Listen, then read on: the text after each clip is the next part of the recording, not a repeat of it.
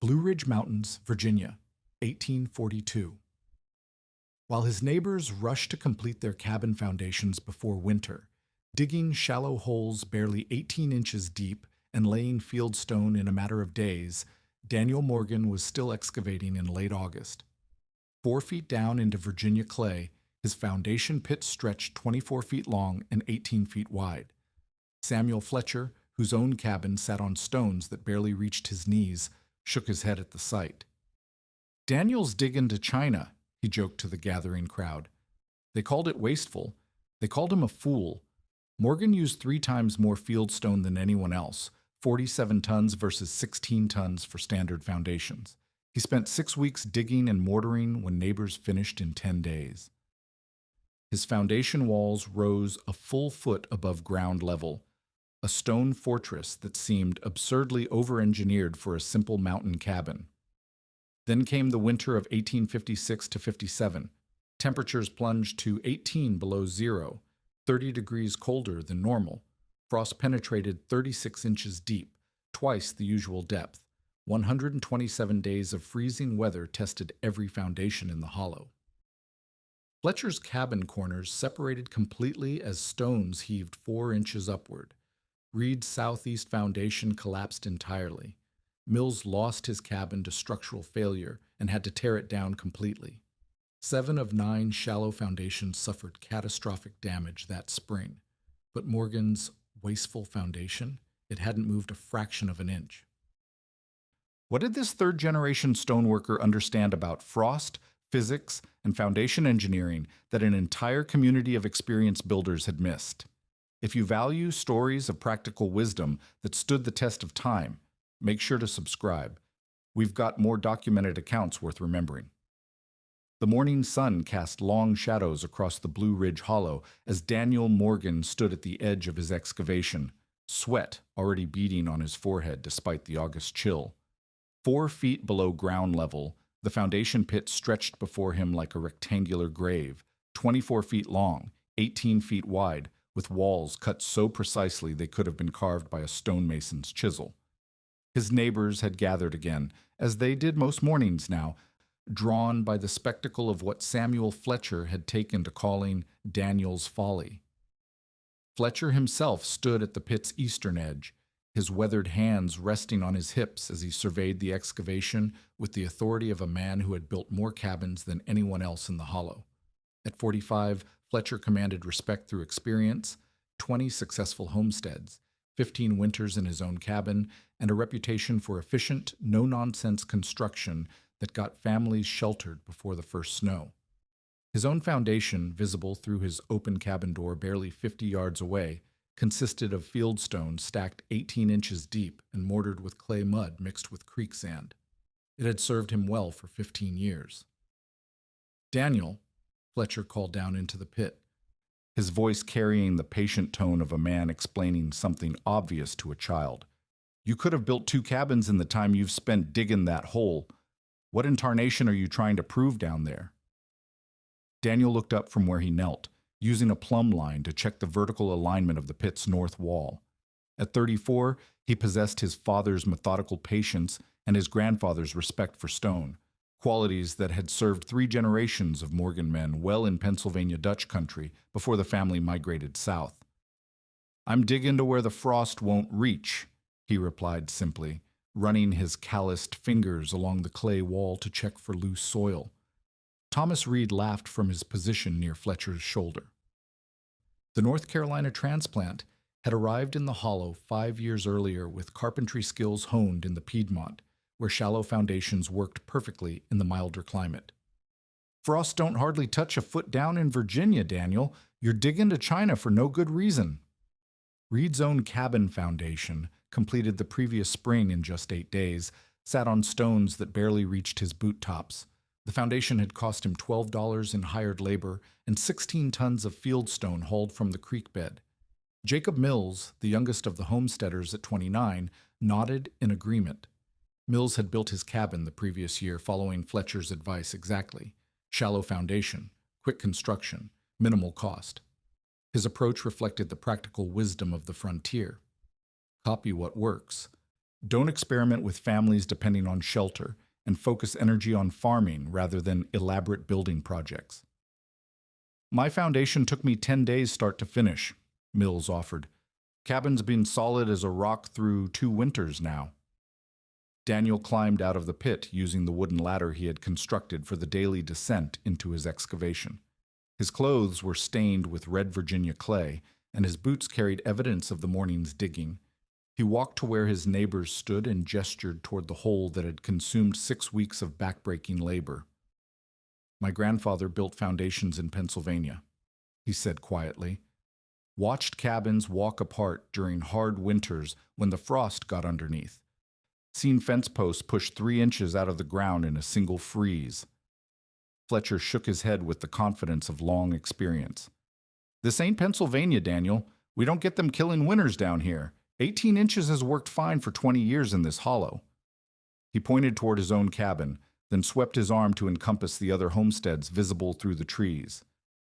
Every foundation you can see from here, Thompson's, Reed's, Mills's, all of them, built shallow and built to last, not one failure in 2 decades. The contrast between methods was stark and measurable. Daniel's excavation required 47 tons of fieldstone compared to the 16 tons his neighbors used. His lime mortar, mixed with proper ratios learned from his father, cost 3 times more than the clay and sand mixture others employed. The labor investment alone represented 42 days of hard digging compared to the 10 days his neighbors spent on foundation work. Most significantly, Daniel's foundation walls would rise 8 inches above grade level, creating a stone barrier that seemed absurdly over-engineered for a simple log cabin. Henry Blackwood, the hollow's 72-year-old patriarch, approached the group with the measured steps of age and observation. Blackwood had witnessed 25 winters of construction in the mountains and learned to reserve judgment until methods proved themselves through seasonal testing. Daniel's got his reasons, the elder said diplomatically.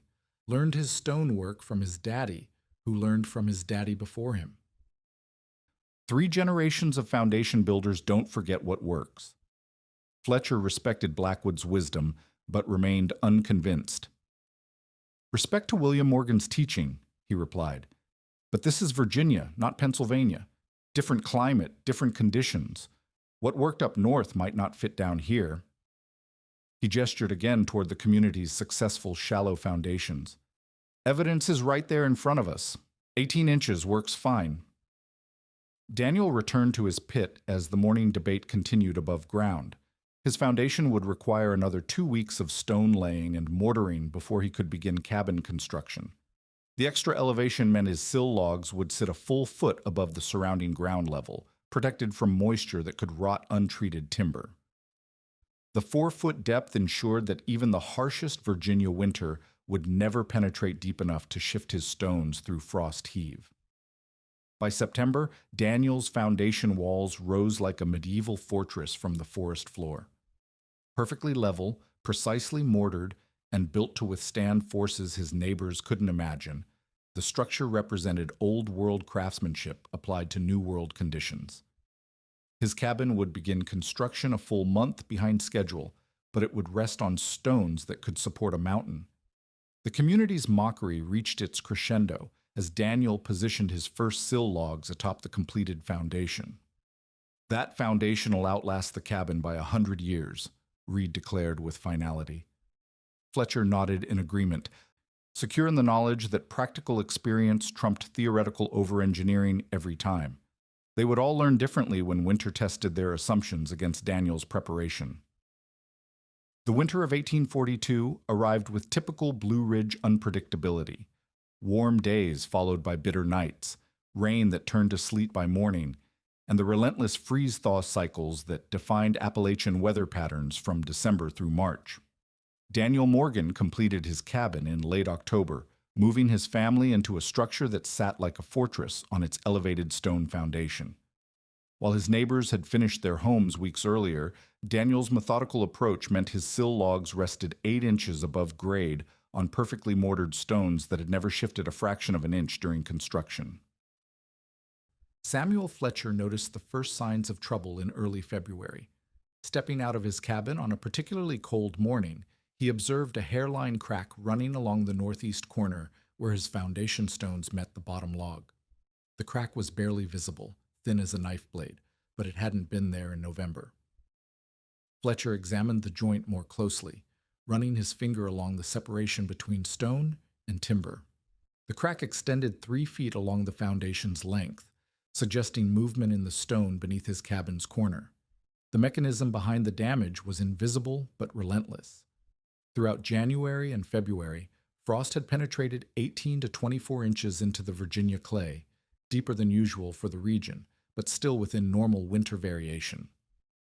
Fletcher's foundation stones, sitting at 18 inches below grade, absorbed ground moisture during the day and expanded as that moisture froze during sub-zero nights. The expansion was minimal, perhaps half an inch total, but sufficient to push the stones gradually upward and outward from their original positions. Thomas Reed experienced similar problems with his Carolina-style foundation. By mid-February, Reed noticed that his cabin door no longer closed properly, requiring extra force to latch. The southeast corner of his foundation had risen nearly 2 inches, tilting the entire log structure and throwing his door frame out of square. Reed attempted to compensate by planing the door's bottom edge, but the foundation continued shifting throughout the winter months. His foundation stones, laid with clay mortar and positioned just 12 inches below ground level, proved particularly vulnerable to frost penetration. Jacob Mills discovered his foundation problems through a more uncomfortable route. Cold drafts began entering his cabin through gaps that appeared where the corners joined. Mills spent February mornings rechinking the joints with moss and clay mud, but the gaps reopened within days as his shallow foundation continued moving with each freeze-thaw cycle.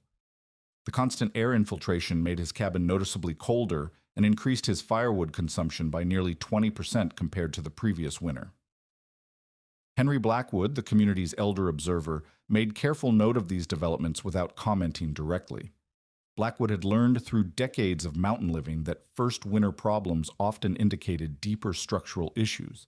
He walked the hollow regularly, observing each homestead's performance during the cold months.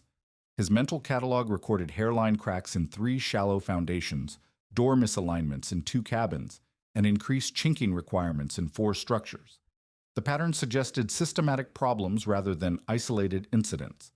Daniel's foundation, by contrast, remained perfectly stable throughout the winter months. The 4-foot depth meant frost never approached the bottom of his stones, eliminating the expansion pressure that affected his neighbors. His sill logs stayed dry and tight, with no air infiltration around the corners.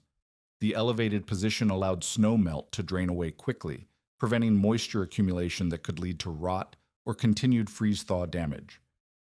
Most significantly, Daniel's properly mixed lime mortar maintained its integrity through repeated temperature cycles, while his neighbor's clay-based mortar showed signs of deterioration. The differences became measurable as winter progressed. Fletcher's cabin corners had separated by 1.5 inches by March, requiring extensive rechinking and corner adjustment. Reed's southeast corner had risen a full 2 inches, creating a permanent tilt that affected his entire structure's integrity. Mills faced the most severe moisture problems, with water infiltration causing his sill logs to remain damp throughout the winter months. The chronic moisture created conditions for rot that would become apparent in subsequent years. William Morgan, Daniel's 77-year-old father, visited each homestead during the late winter months to assess the foundation performance. His experienced eye recognized the subtle signs of frost damage that younger builders might miss. William observed joint separations, corner movements, and moisture problems with the clinical attention of a craftsman who had witnessed similar failures in Pennsylvania's harsher climate. His quiet conversations with Daniel confirmed that the shallow foundations were behaving exactly as predicted, adequate for mild winters but vulnerable to the ground movement that occurred even in Virginia's moderate freeze-thaw conditions. The spring thaw of 1843 revealed the full extent of the winter's damage. Fletcher's foundation had shifted sufficiently to require corner reconstruction and remortaring of loosened stones. Reed's tilted cabin needed foundation leveling that consumed 3 weeks of labor and $20 in materials. Mills discovered that his damp sill logs had developed soft spots where moisture had penetrated the wood grain, early signs of the rot that would eventually require complete replacement. Daniel's neighbors approached these repairs with resigned acceptance rather than alarm. Fletcher rationalized the damage as normal maintenance, pointing out that 15 years of service justified periodic foundation work. Reed blamed the unusually cold winter for problems that wouldn't recur in typical years. Mills focused on immediate fixes rather than analyzing the underlying cause of his moisture infiltration. The community maintained confidence in shallow foundation methods while treating the winter's problems as isolated incidents requiring routine attention. Daniel observed these repairs with the quiet satisfaction of vindicated preparation. His foundation showed no signs of movement, moisture infiltration, or structural stress after its first winter test.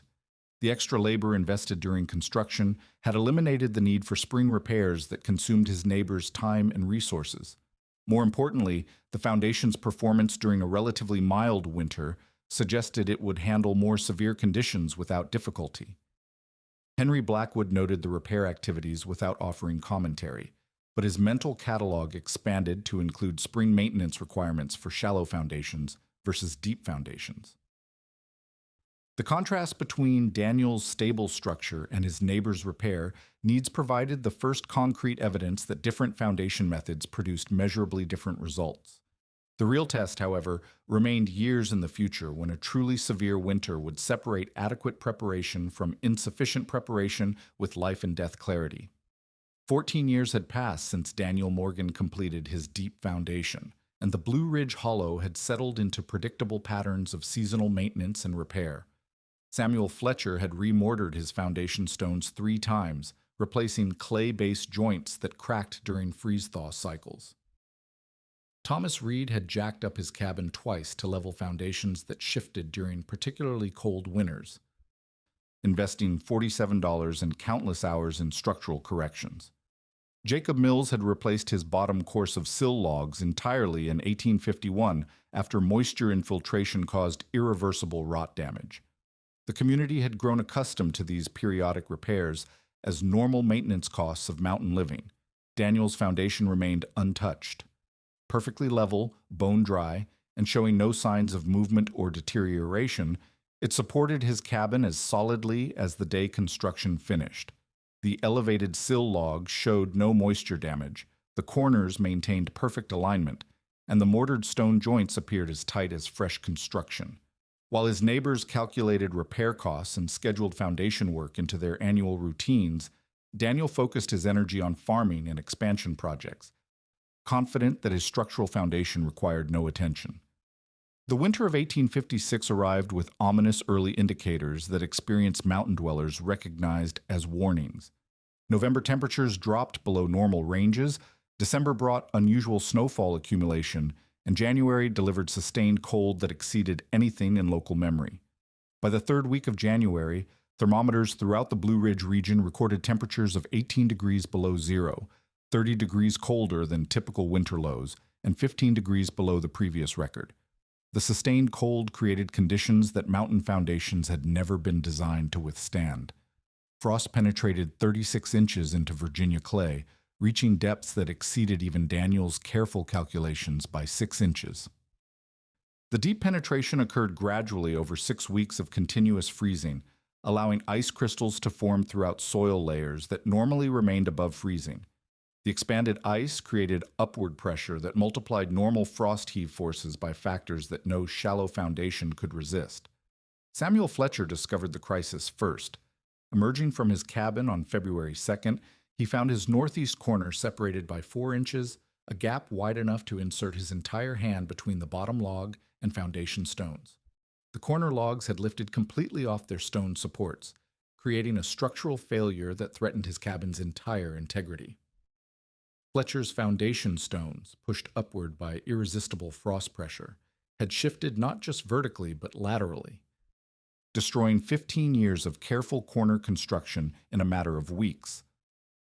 Thomas Reed faced catastrophic failure at his southeast corner, where his foundation collapsed entirely. The combination of frost heave and structural load had pushed his shallow stones beyond their stability limits, causing complete structural failure that left his cabin tilting at a dangerous angle. Reed's family evacuated to Fletcher's damaged cabin, crowding two families into one compromised structure while both men contemplated the magnitude of repairs required to restore habitability. Jacob Mills confronted the most devastating damage of all.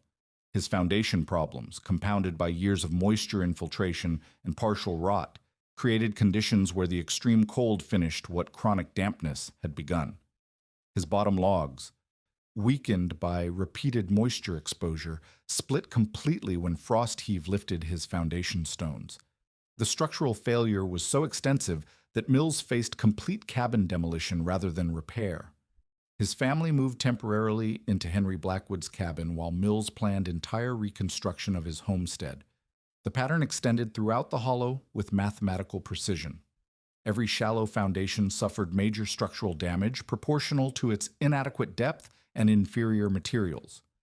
Cabins built on foundations less than 2 feet deep experienced corner separations, structural tilting, or complete foundation collapse. The accumulated damage represented hundreds of dollars in repair costs and thousands of hours of reconstruction labor for a community that measured wealth in subsistence farming and seasonal work. Henry Blackwood, now 86 years old, surveyed the destruction with the grim satisfaction of a man who had witnessed similar cycles in previous decades.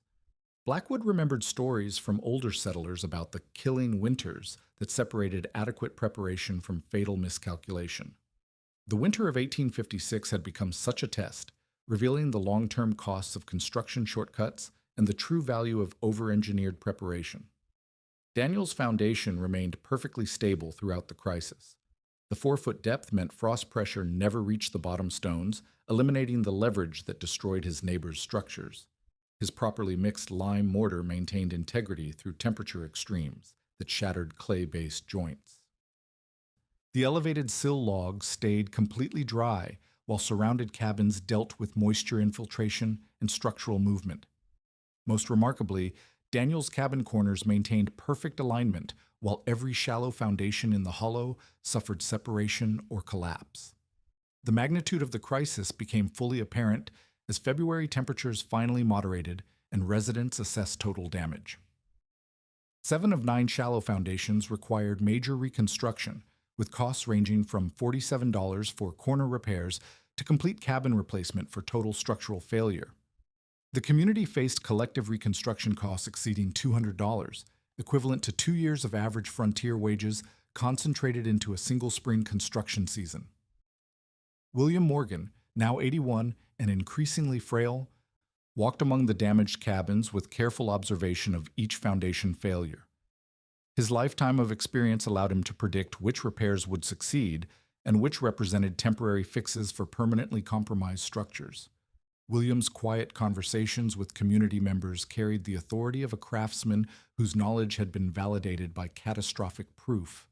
The shallow foundations had failed exactly as traditional Pennsylvania experience suggested they would when confronted with severe frost penetration.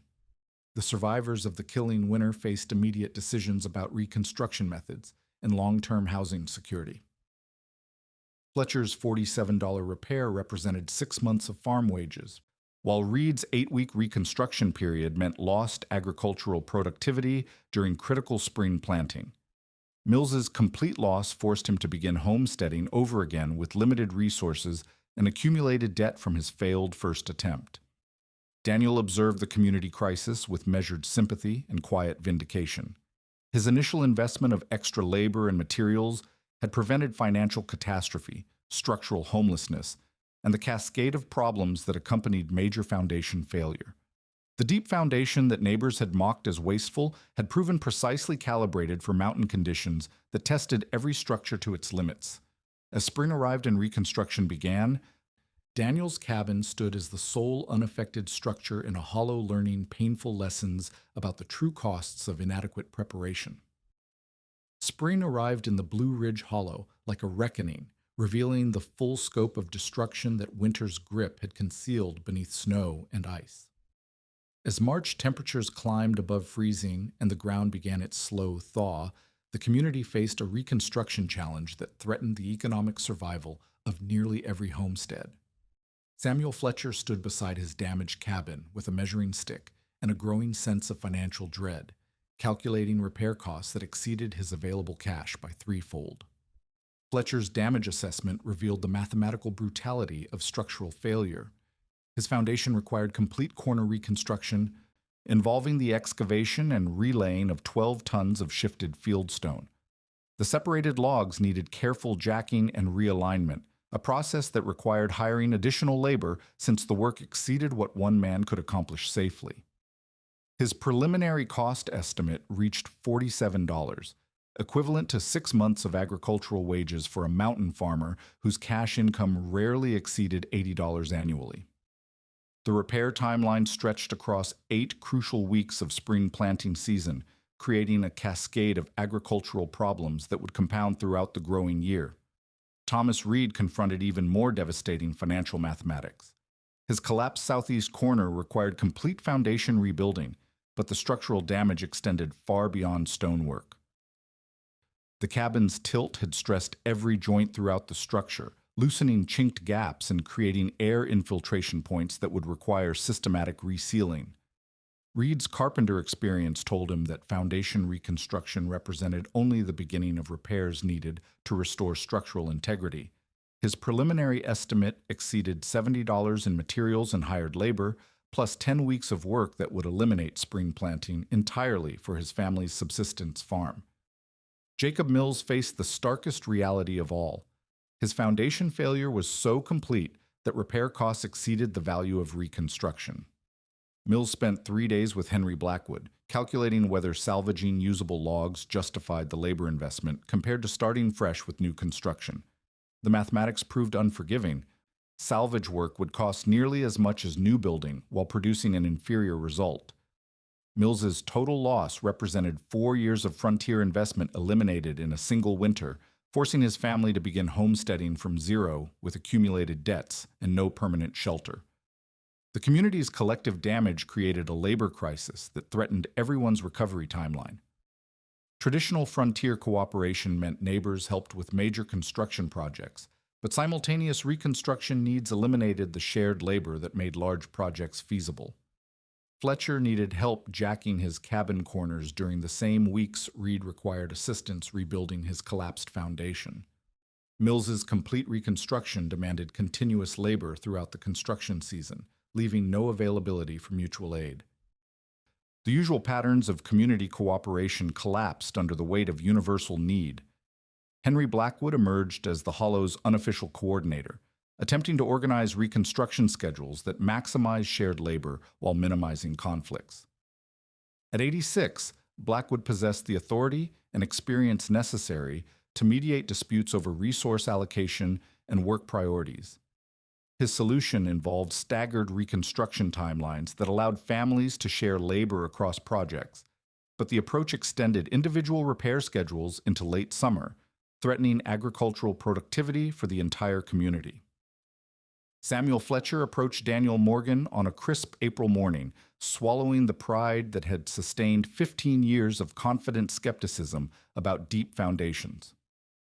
Fletcher found Daniel splitting fence rails behind his undamaged cabin, working steadily at tasks that his neighbors couldn't pursue while managing reconstruction crises. "Daniel," Fletcher began, his voice carrying the weight of hard-won humility, "I was wrong about your foundation methods. Dead wrong. Would you be willing to show me how you calculated that depth and mixed that mortar?" The admission represented a fundamental shift in community dynamics that extended far beyond construction techniques. Fletcher's authority as the Hollow's master builder had rested on 15 years of successful shallow foundation construction, but catastrophic failure had shattered his credibility along with his corners. His request for instruction from the man he had mocked publicly acknowledged that experience without understanding could prove worse than useless when conditions exceeded normal parameters. Daniel accepted Fletcher's request with characteristic quiet dignity, recognizing that community recovery required shared knowledge rather than individual vindication. Daniel walked Fletcher through the frost line calculations his grandfather had taught him, explaining how Pennsylvania experience with deeper frost penetration provided guidelines for extreme Virginia conditions. He demonstrated proper lime-mortar mixing ratios that created joints strong enough to resist freeze-thaw cycles that destroyed clay-based alternatives.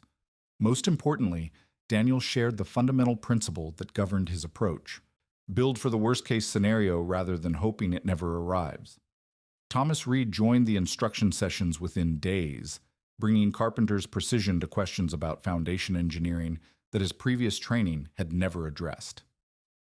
Reed's Carolina experience with mild climate construction had left gaps in his knowledge that Virginia's mountains exposed catastrophically. His detailed questions about stone cutting, mortar chemistry, and structural load distribution reflected genuine desire to understand principles rather than simply copy techniques. The knowledge transfer sessions expanded throughout April as other community members recognized that Reconstruction represented an opportunity to build correctly rather than simply rebuild inadequately. Jacob Mills participated despite his financial devastation, understanding that his next cabin needed foundation engineering that could prevent future catastrophic failure. Even successful homesteaders whose foundations had suffered minor damage attended Daniel's informal instruction sessions, recognizing that the winter's crisis provided lessons applicable to all mountain construction. William Morgan, despite his advancing age and declining health, participated actively in the knowledge transfer process. His three-generation memory of Pennsylvania foundation failures provided historical context that validated Daniel's methods through accumulated experience rather than theoretical speculation. William's stories of cabins that walked apart during severe winters carried the authority of witnessed catastrophe, lending urgency to lessons that might otherwise seem like overcautious preparation. The spring of 1857 marked the beginning of fundamental change in Blue Ridge construction practices, but the transformation came at enormous cost. The community faced reconstruction expenses that consumed years of accumulated savings, agricultural disruption that threatened food security, and labor demands that extended through the entire construction season. Daniel's vindication was complete, but it arrived wrapped in community crisis that demonstrated the true price of inadequate preparation. The Hollow's survivors learned that building correctly from the beginning cost far less than rebuilding after catastrophic failure, but the lesson required financial devastation that would take years to overcome. The summer of 1857 transformed the Blue Ridge Hollow into a construction site where deep foundations became the new standard.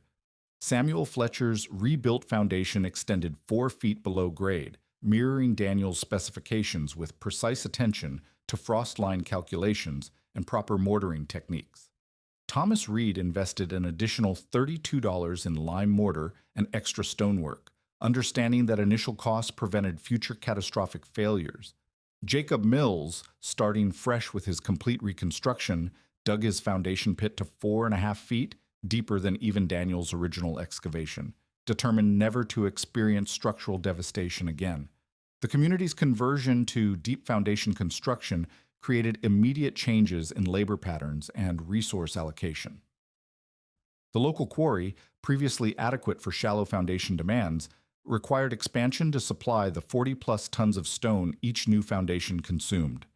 Neighbors organized stone hauling cooperatives that shared the burden of moving massive quantities of fieldstone from creek beds and mountain outcrops to construction sites. The lime requirements alone exceeded previous annual consumption by 400%, forcing residents to coordinate purchasing trips to distant suppliers in Staunton and Harrisonburg. Henry Blackwood documented the transformation with the careful attention of a man who had witnessed multiple construction cycles throughout his long life. Blackwood recorded that 4 homesteaders completed deep foundations during the 1857 construction season, while 3 others scheduled reconstruction for the following year when resources became available. The systematic adoption of Daniel's methods represented the most dramatic change in building practices Blackwood had observed during 60 years of mountain residence. By 1870, 13 years after the killing winter, the measurable differences between foundation methods had created a permanent record of engineering superiority. Daniel's original foundation showed no signs of deterioration, movement, or structural stress after 28 years of continuous service. The foundation stones remained perfectly level, the lime mortar joints showed no cracking, and the elevated sill logs displayed no moisture damage or rot. Independent assessment by visiting engineers confirmed that Daniel's foundation could support structural loads indefinitely without maintenance or repair. The shallow foundations that survived the 1856 crisis told a different story entirely.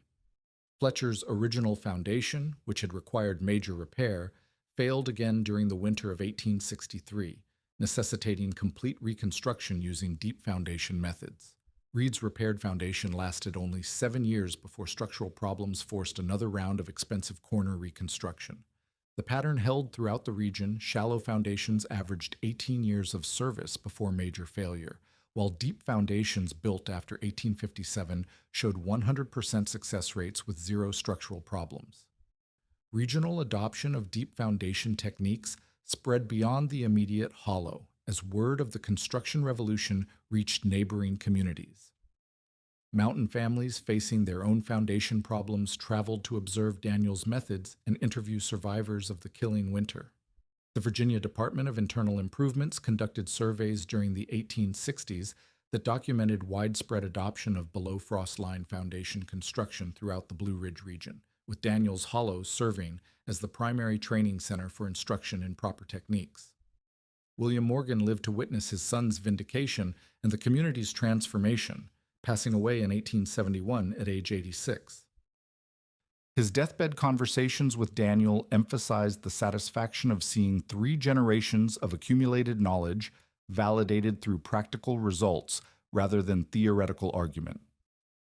William's final instructions focused on preserving foundation construction techniques that had proven superior through catastrophic testing, ensuring that hard-won engineering wisdom would transfer to future builders. The economic analysis of foundation methods became undeniable as decades of performance data accumulated. Deep foundations cost approximately 40% more during initial construction, but saved 300% in lifetime maintenance and repair costs. The communities that adopted deep foundation standards after 1857 avoided the cyclical reconstruction expenses that plagued regions continuing with shallow foundation practices. Insurance assessments during the 1870s identified deep foundations as superior risks, offering reduced rates that reflected measurably better structural performance. Modern archaeological investigation has provided definitive validation of Daniel Morgan's engineering choices. His foundation, discovered during 1992 renovation of the property, remained structurally sound after 150 years of continuous service. Soil analysis confirmed that frost had never penetrated deeper than 36 inches during the site's recorded history, validating Daniel's 4-foot calculation as perfectly calibrated for local conditions.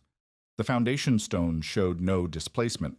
The lime mortar maintained structural integrity, and the overall construction quality exceeded contemporary engineering standards.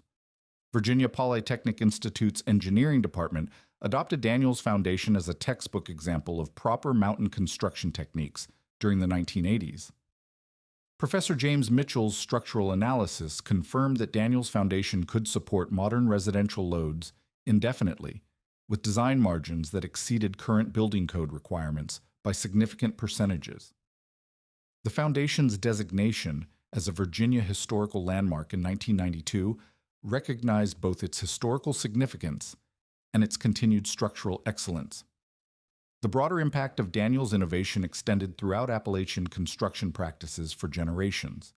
Building codes eventually mandated below frost line foundations in mountain counties, incorporating lessons learned through catastrophic failure in 1857. The techniques Daniel preserved from Pennsylvania Dutch masonry traditions became standard practice for mountain construction, preventing thousands of structural failures that would have occurred under previous shallow foundation methods. Contemporary homeowners living on Daniel's original property report foundation performance that continues to exceed modern construction standards. The house currently supported by Daniel's 1842 foundation has never required structural adjustment, foundation repair, or moisture remediation.